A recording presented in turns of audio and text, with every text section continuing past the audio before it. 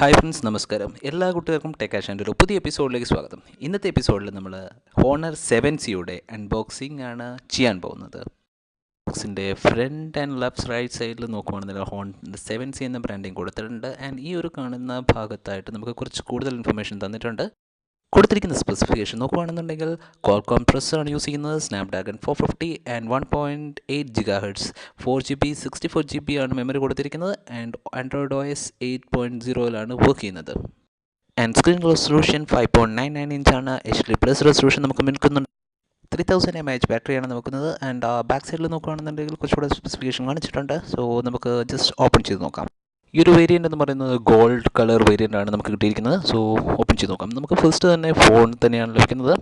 Then ഇതൊരു review ഉണ്ടായതിൻ്റെ price details ഒന്നും ഇതിൽ കാണിക്കുന്നില്ല. ബട്ട് ഞാൻ ഇതിൻ്റെ ഡീറ്റെയിൽസ് എല്ലാം താഴെ ഡിസ്ക്രിപ്ഷനിൽ കൊടുത്തിട്ടുണ്ട്. നമുക്കൊരു SIM ejector tool and user manual and charger നമുക്കിവിടെ 5V 2A ചാർജറാണ് നമുക്ക് ലഭിക്കുന്നത്. ആൻഡ് നോർമൽ USB കേബിൾ കൂടെ ലഭിക്കുന്നുണ്ട്.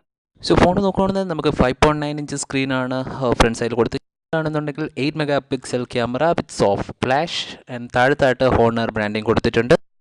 ബാക്ക് സൈഡ് നമ്മൾ നോക്കുകയാണെന്നുണ്ടെങ്കിൽ 13+2 MP camera with LED flash and secondary microphone unit and finger print scanner and താഴത്തായിട്ട് ഹോണറുടെ ബ്രാൻഡിങ് കൊടുത്തിട്ടുണ്ട്.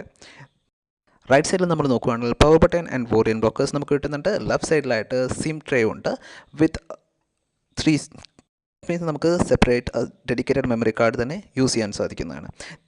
ഇതിൻ്റെ ഫിംഗർ പ്രിൻറ്റ് സെൻസർ വളരെ സ്പീഡായിട്ട് തന്നെ വർക്ക് ചെയ്യുന്നുണ്ട്.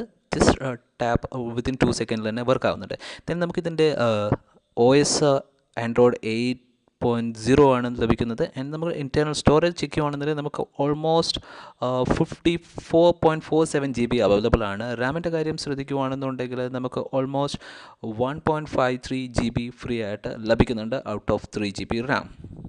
ആൻഡ് ഈ ബാറ്ററി നമുക്ക് 3000 mAh ബാറ്ററിയാണ് കൊടുത്തിരിക്കുന്നത്.